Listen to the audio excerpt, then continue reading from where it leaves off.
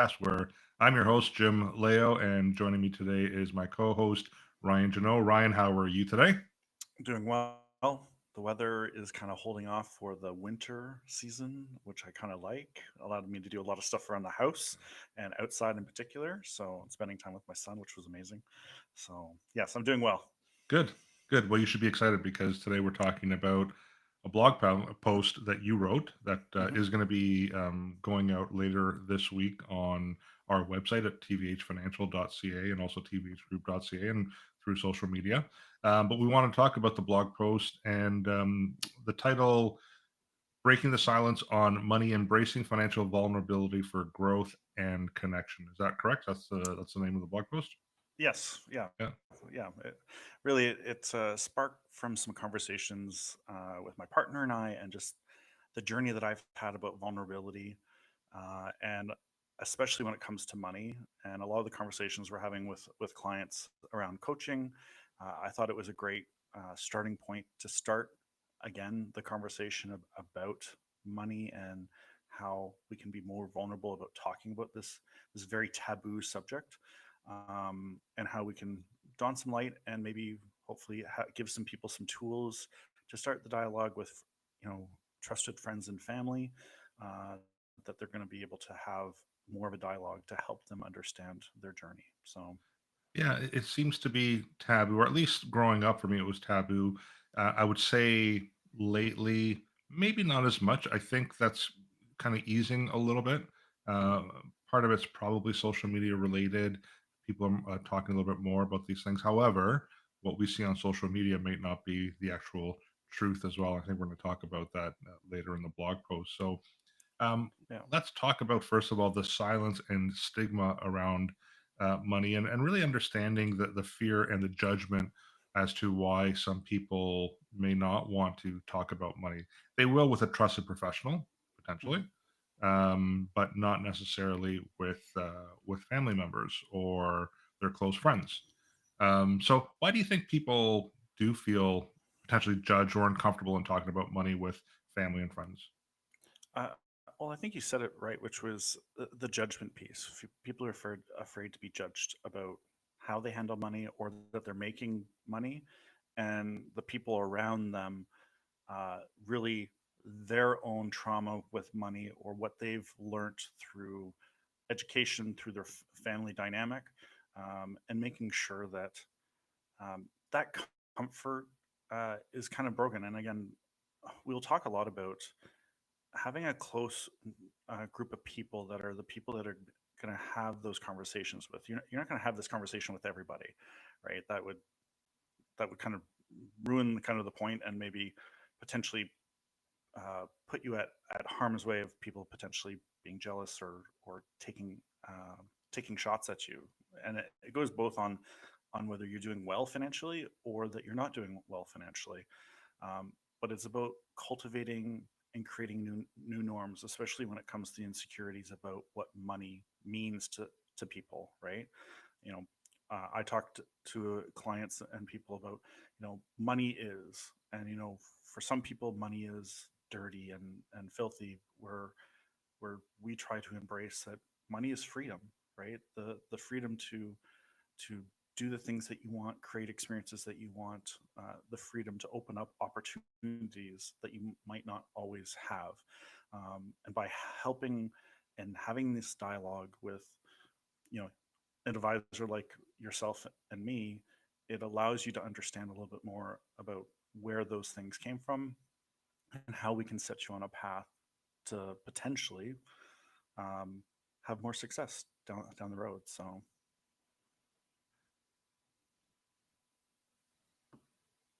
I know with sorry, technical issues here. I know with one of the things that I uncovered years ago is how people project themselves from a financial point of view. mhm, Right. So sometimes as a newer advisor, I would meet up with a potential client. I'd be intimidated because I would see how, I'd meet them at their office and they'd be in their suit and wearing nice shoes and driving nice vehicles and talking about their vacation and whatever else. And it just sounded like they really didn't need my help. So many times I wouldn't even really present the option of speaking to me about their money situation, because to me, at least on the face of it, they looked like they were doing just fine and they really didn't need my help.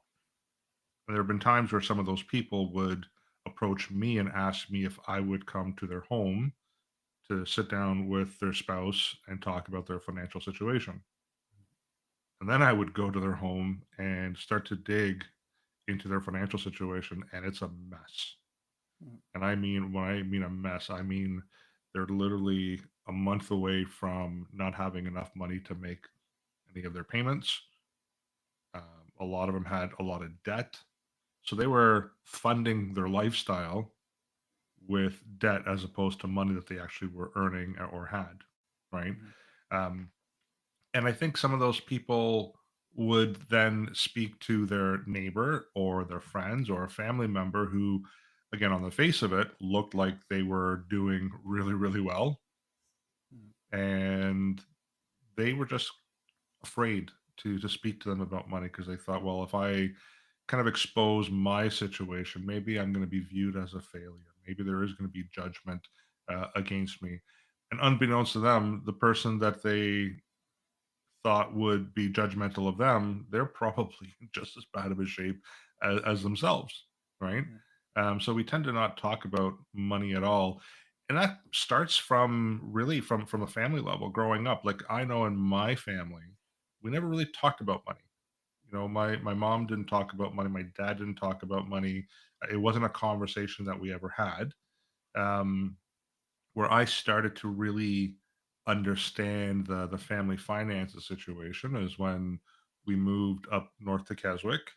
And at the time, I was working at the local CIBC branch. There was only two banks in the entire town, so my family was banking at the bank that I was working out of. And I wouldn't look at their accounts or anything, but you know, at the end of the week, my branch manager would call me into his office and say to me like, "Hey, your parents are overdrawn like $600. They need to put money in like ASAP, or we're going to have to return some of these checks." And I'd call my mom and say, "Mom, here's what's going on, and we need some money, like put in the account." And that would happen every few weeks until my mom finally decided to, or needed, or realized she needed to get a job to help out the family as well. But that's where I really got into, or some insight into the family situation, but it was still never discussed. Mhm. When I'd go home, it was never around the kitchen table a conversation that we would have in my family. How was it with you and your family? Same thing.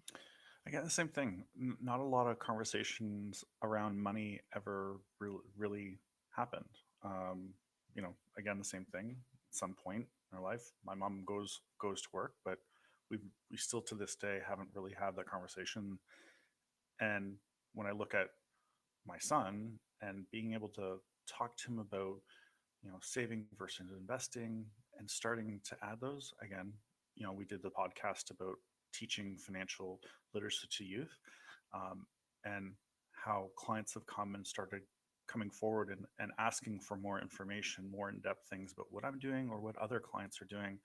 I guess that's also the vulnerability and the what I love about my job is being able to share that kind of networking with clients about what other people are doing, because there's not one right way, despite what social media is. This is the way you have to do it. That's not true.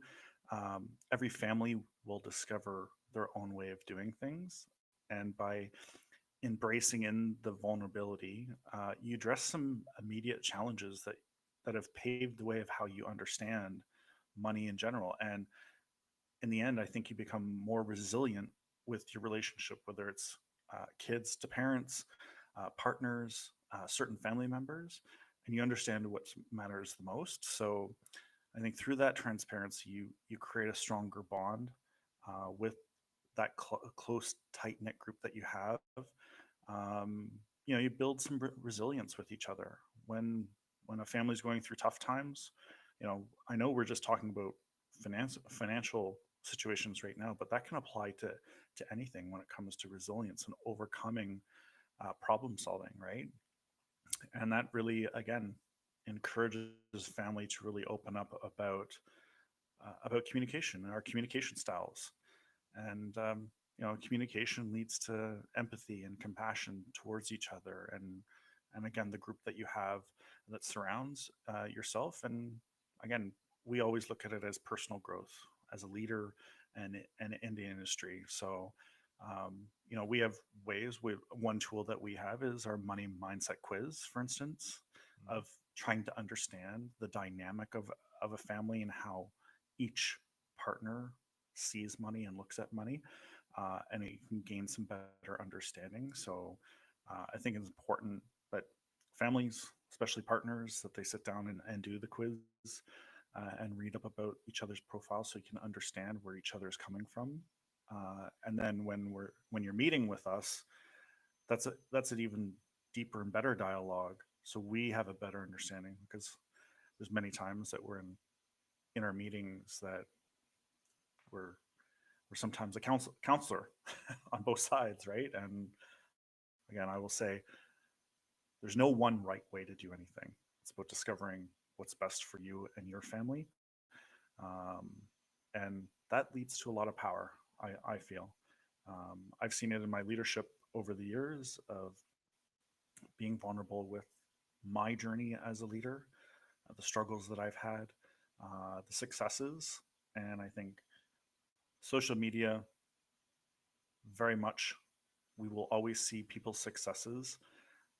It's it's the struggle, it's the tears, it's the fight, it's the hard work that I think we need to see more of how somebody got to that place in their journey. And that, again, I will always go back to that, adds a lot of growth and power to somebody's story. There's a lot of great biographies out there that talk about people's journeys of struggle, of, you know, you've heard them of somebody came with $35 in their pocket and truly telling that story of from point A to point B. So Yeah, I going back to the whole money mindset and the quiz itself, I think, and I know we've joked about it in the past, but I actually think it's something that people, especially if they're starting a relationship and looking to get married, I honestly think it is something that they should be doing, and mhm, completing the money mindset quiz, because you'll have an understanding not only of yourself and your money mindset, but also of your partner. And I know with marriages, a lot of the major stresses has been about handling money. I've witnessed situations where usually there is one of the two partners who are kind of handling the finances.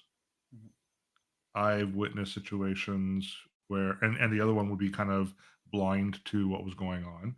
I've witnessed situations where both of them were, for example, spenders, and you can easily tell when we try to help them with a cash flow plan or financial planning process, that they live off lines of credits and debt, and they just spend, and they're constantly burying themselves in that situation, that pattern.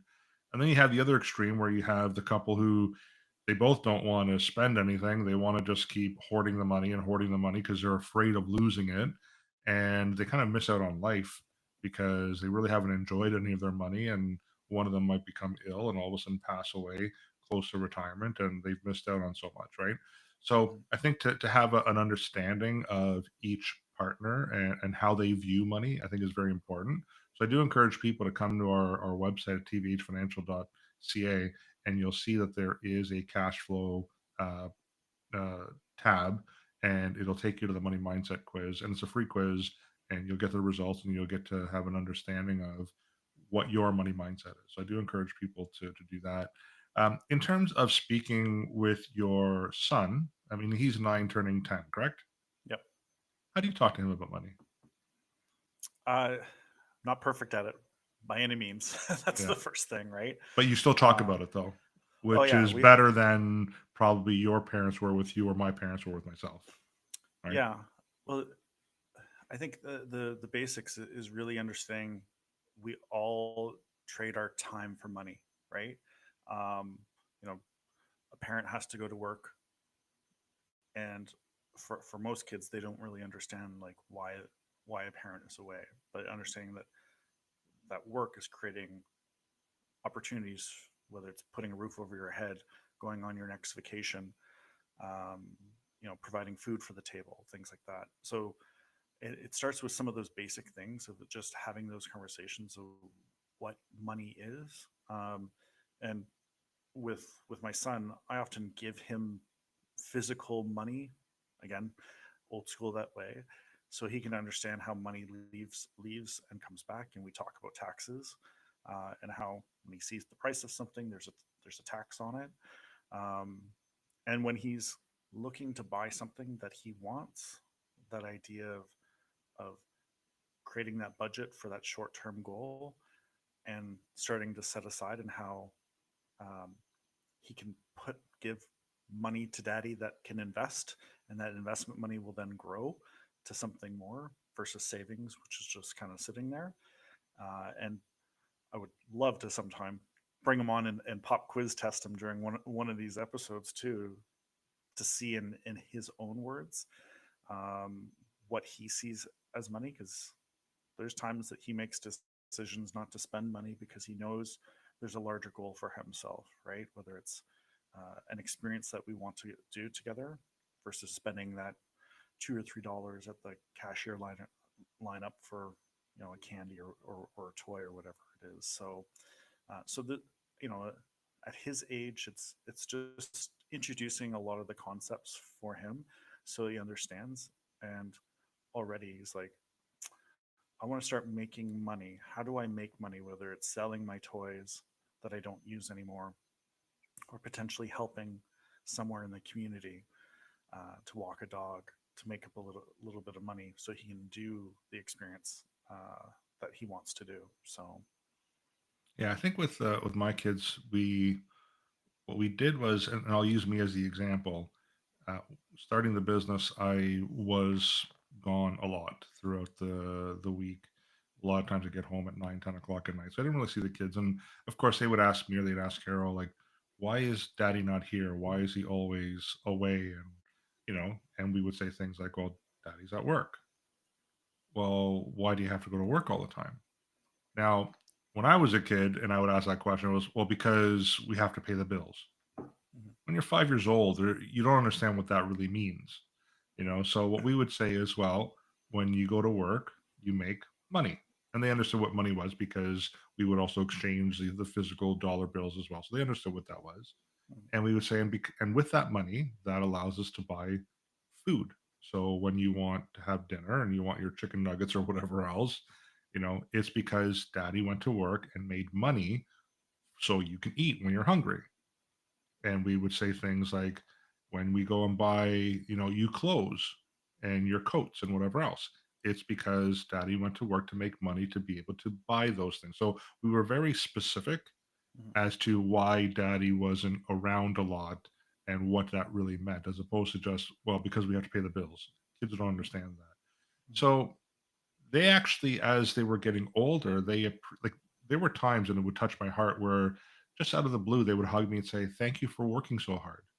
And I'm like, "Oh, like, why are you thanking me for that?" "Well, because I know you worked hard to make money, and I was able to go on the school trip, or I was able to buy this new coat that I really needed for winter." And so they really started to appreciate it at a different level, which I didn't growing up, because again, my parents never explained it to me at that level, right? mhm, So that started, and we would always talk about their money as well, more specific in investing, like you've mentioned with your son.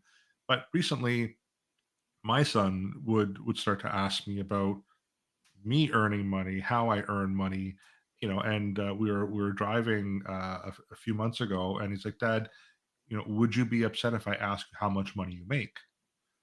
And I thought, wow, like, even he's like concerned about having that level of discussion, right? mhm, So I did say to him, I said, it can be rude to ask someone out of the blue or strange, like, how much do you make? I said, but asking your dad, that's okay, and I'm okay to share that with you. And I mhm, remember sharing what revenues I make, and he looked at me and goes, well, when I have my own business, I want to then make as much as you do, because for him, he equates our lifestyle with the revenues that I generate. So his goal is to make as much as I do so he can continue on, I guess, the lifestyle. And my response was, "Oh, you want to do better than dad." Mm. right? I will help you at least get to where I'm at, but you need to look beyond that. You need to improve on that. Not because money buys happiness, because at the end of the day, like actual true happiness, you can't be bought with money. But to your point, it does buy the vacations, the experiences, you need money for those things. Mm. So in an indirect way, it does buy happiness, but it doesn't buy your health. It doesn't buy a lot of things that make a person whole and happy, right? Mm. But it does help. I'm sure someone who has more money than someone who has no money is probably a little bit better off from a happiness point of view because again they get to do more things. They're not hungry, they're eating food, they're sheltered. Like there is a correlation there as well, Mm. right? um but it's funny because when we're around friends and family, no one talks about money, right? No one gets into the details, into the weeds as to their financial situation. I don't think anyone should just willy nilly just have that conversation. However, if you are struggling, or if again you look at someone who seems to be doing better financially, they may or may not be, but I don't think it hurts to say, hey, like, what are you doing to get you to where you're at? What have you done? Yeah. Right? Um, because I think we all don't know what we don't know. Yeah. And you might turn around and say, that person might share with you what they've had to do to get to where they're at. And you might just say, I'm not prepared to put in the 80 hours a week or whatever else, because some people that's what they need to do. And you're quite content with where you're at, Yeah. right? So it is just to have the conversation, Yeah. really. But it's difficult to do so without coming across being rude, right? Absolutely. And again, this conversation isn't for everybody in your life. It's about finding the group that if if you're struggling or even if you're having success, being able to share the right part of the story when it comes to that, right? We're not always celebrating the successes because then people don't learn how you came to that point, right?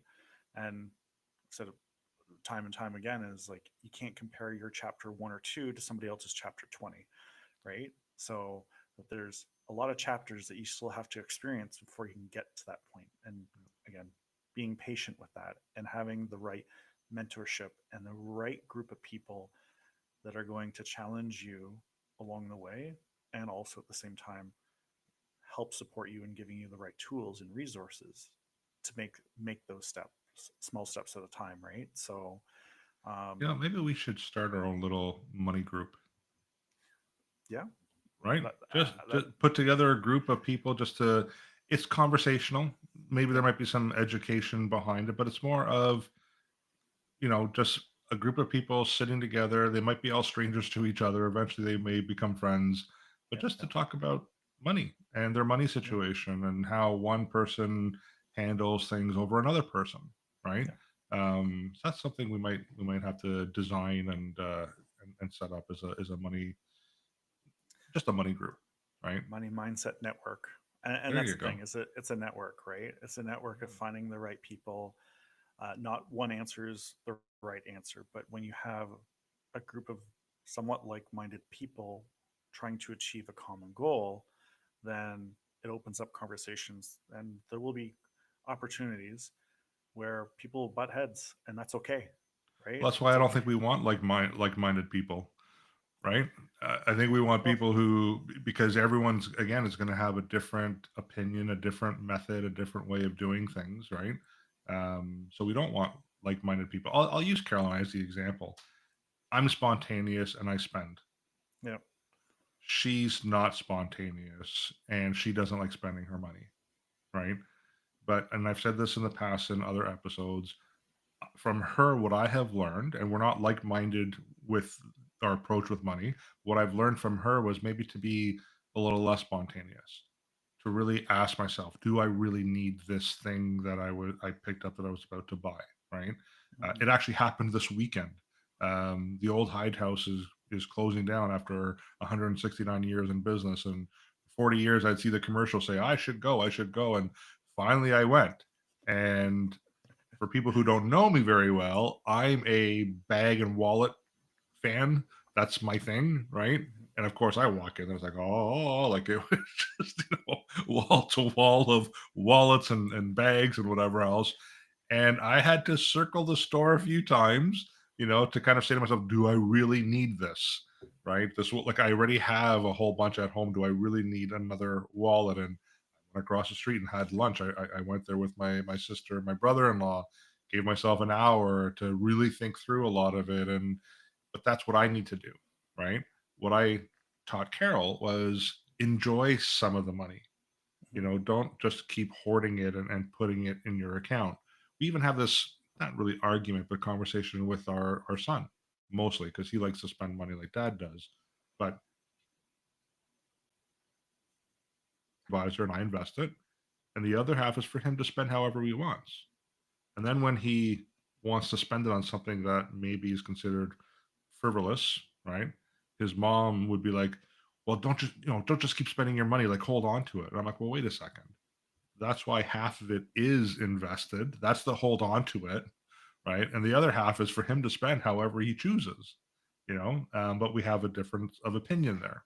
Yeah. So I think going back to the whole money mindset network, we don't want like-minded people. We want people to have different points of views and experiences so we can learn from each other. So, like like-minded, as in, I guess to restructure that is like-minded is that they're trying to achieve a similar goal.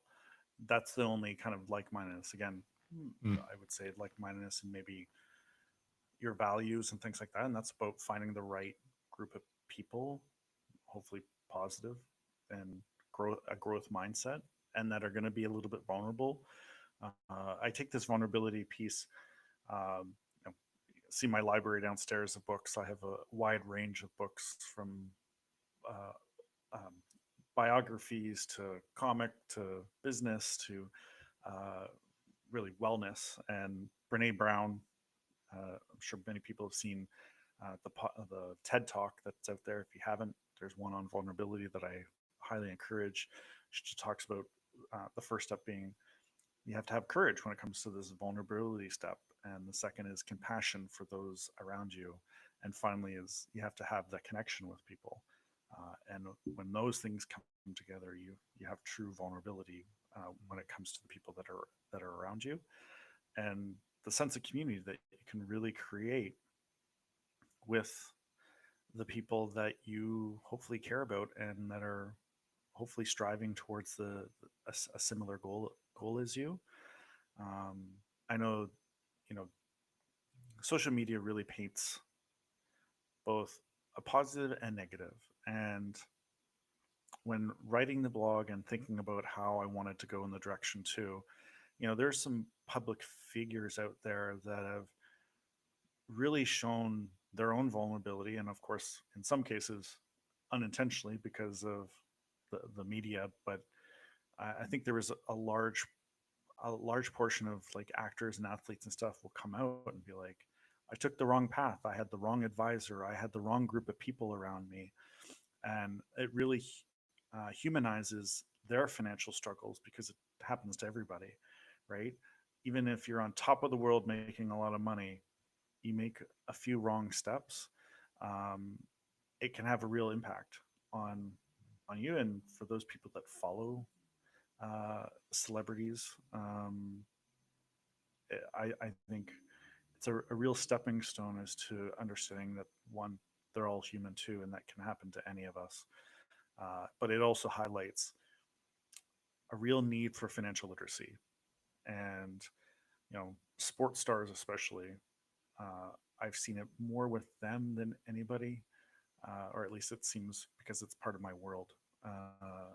Sports stars that have all this money and within a year or two of leaving their profession, they're completely broke, right? And there's some great examples of like LeBron James and Shaquille O'Neal who changed the story and narrative of how to create a business, and some important mentors that they had in their life, um, and followed the right group of people and surrounded themselves with the right group of people that helped make sure that they created really empires. They've created significant brands and empires for themselves. So, um, and yeah, obviously we know the success stories of people like Oprah Winfrey that have really shown resilience and their ability to continue to believe in themselves and create a brand that helps support really becoming some of the most powerful people in the world when it comes to decision making. So Yeah, but it just offers a different. I, I think the danger with that though, and looking at some of the celebrities and the sports figures and whatever else is, it's really not the real world, right? If you have a LeBron James who gets wiped out, for example, because he made some bad decisions, Mhm. he just signs another 100 million, $200 million contract, and he's okay. He recovers from it differently, right? Mhm. He would recover differently from a loss than you and I would. Mhm. Um, so I don't think we should be looking at a lot of the stars and the athletes because of that, because their path to recovery is a little bit different than the majority of people, Mhm. right? The majority of us, we have to work or we have to run a small business. Um, it's a whole different situation, right? Mhm. I could admire the work. Like it's funny. I think it was yesterday, and talking about social media, but someone was saying how people are always jealous of what you have, but not jealous of the process and how you The got there, process. Yeah. Yeah. right? I think I saw that recently too. Yeah. Yeah, and I remember seeing that. I'm like, that is so true, Mhm. right? People are always jealous of the result and what you end up earning, but not the work put behind it, right? So I could definitely admire someone like Oprah and someone like LeBron or whatever else, because they put in a lot of hard work to get to where they're at, but they're in a different stratosphere than the people that you and I speak with, right? But I think. and Go at ahead. the same time, those are the first steps, though. Like that's the story that isn't talked about enough. Is all the hard work. Like again, LeBron James worked his butt off as far as practice. Kobe Bryant is like the Black Mamba. That's a perfect example.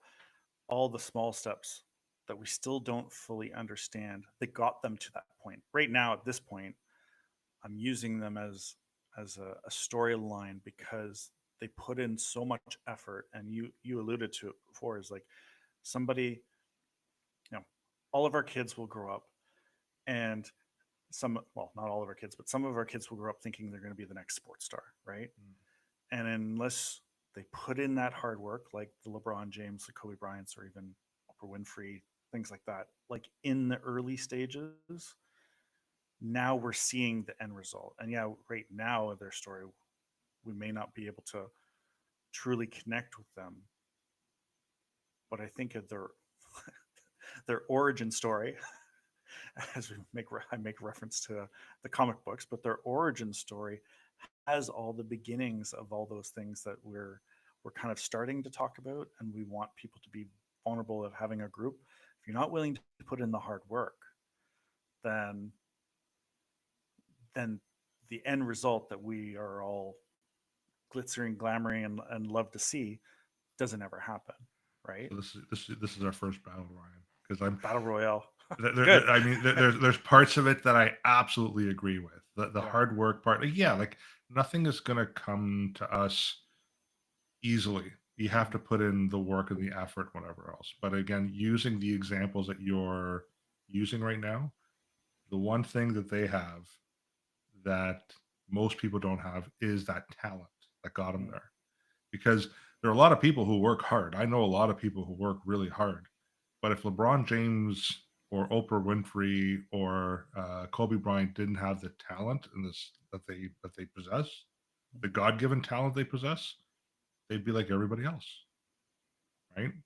So I think hard work is the automatic. We know even when when people work with us, right? When we kind of gauge a client that we want to work with, we look to see, well, here's what we need from you. Here's the information we need in order for us to help you.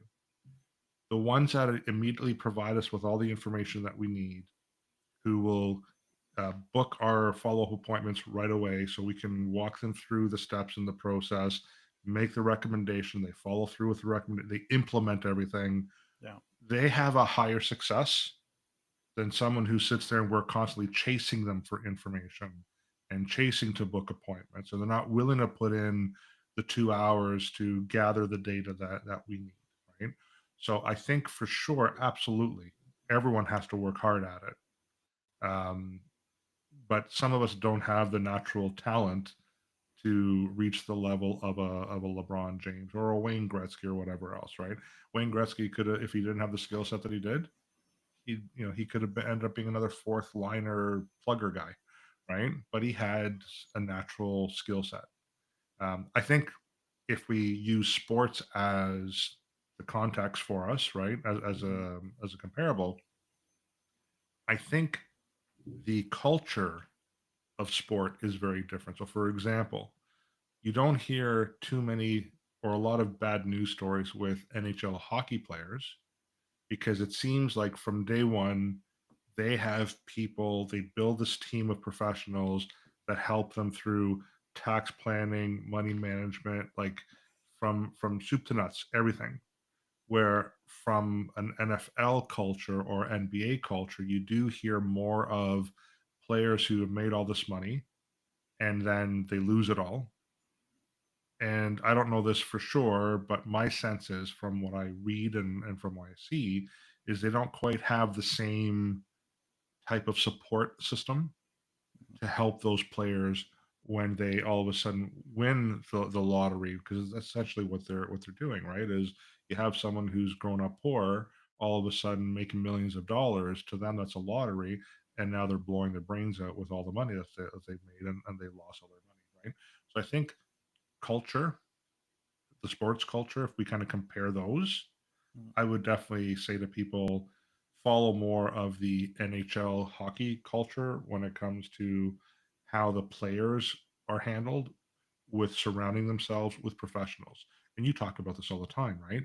They have nutritional coaches, life coaches, financial coaches, their coach on the bench, train, like they are surrounded by a team of professionals to help them get through every step of the way, Mhm. right? And I think that's really what we're trying to say to people as well is talk about money. Don't be afraid to talk about money. Don't be afraid to ask. And if someone gets offended by it, like you're not meant to offend anyone. But if you want to talk about these things, then speak with professionals Mhm. because we provide that support that people are looking for.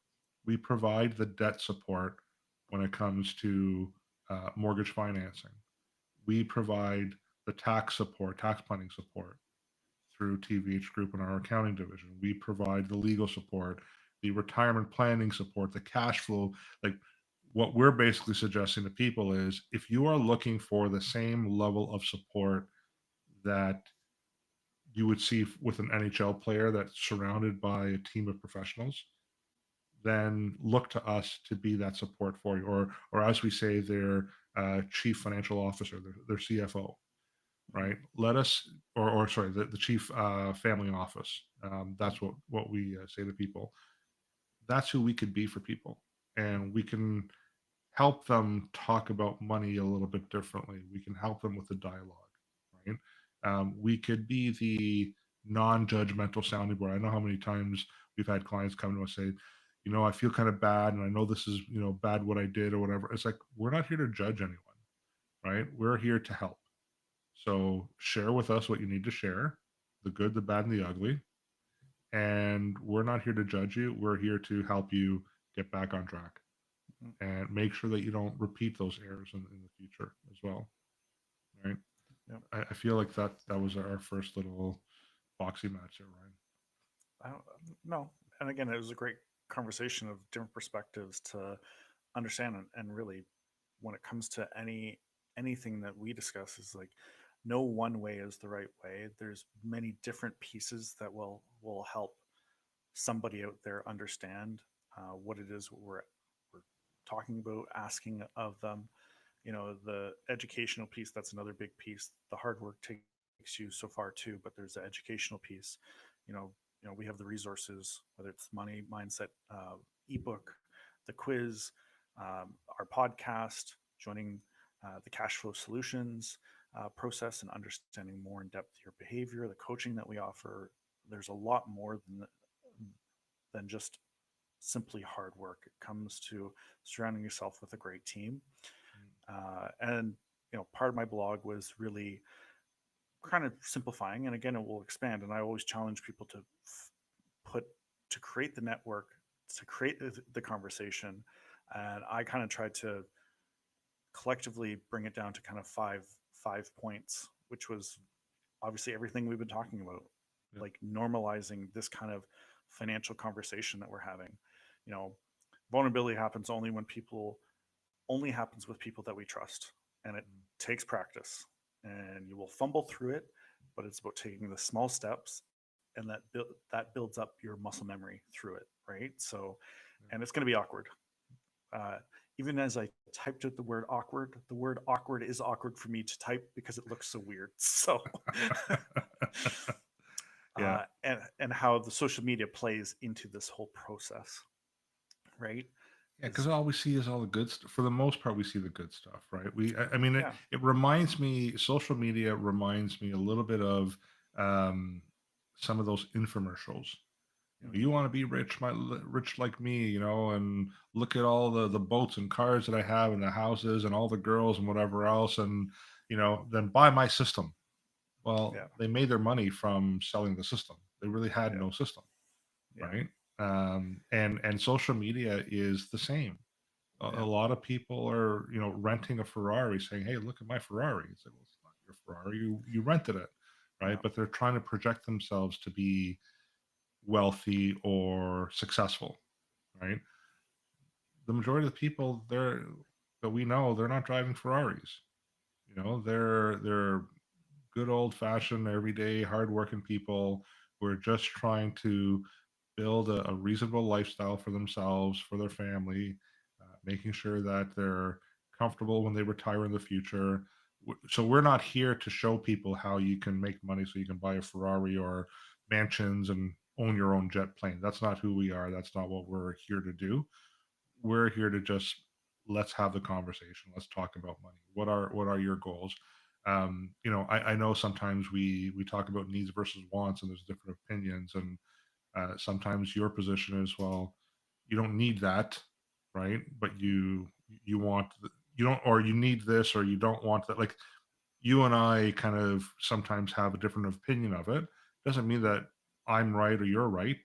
It's just that's what works for you, and this is the benefit of people working with you and I together, right?